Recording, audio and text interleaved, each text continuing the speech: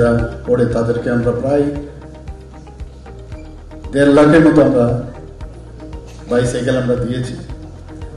আমরা যখন বলতাম যে স্কুটিও দেব, তো বিরোধীরা অনেক সময় ভ্রুকুটি করেছে, কিন্তু আজকে তা প্রমাণ করলাম যে মাননীয় প্রধানমন্ত্রী যখন যেটা বলেন, উনি যা করেন আমরাও সেই দিকেই করি, আমরা যা বলি তাই করি। আজকে কিন্তু এখানে খুবই ভালো লাগছে যে আমাদের যারা মেয়েরা আছে, কন্যাদের আমরা আজকে স্কুটি দিতে পেরেছি। প্রায় 100টা প্রথমে কথা হয়েছিল যে 100 স্কুটি দেওয়া হবে।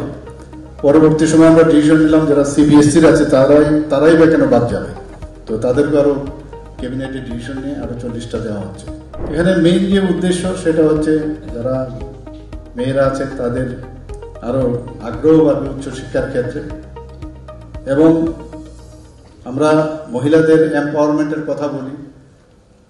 তো এই যে একটা আমরা নতুন আইডিয়া আমরা নিলাম, সেটা আমার মনে হয় একটা দৃঢ় পদক্ষেপ আগামী দিনে মহিলা ক্ষমতায়নের জন্য।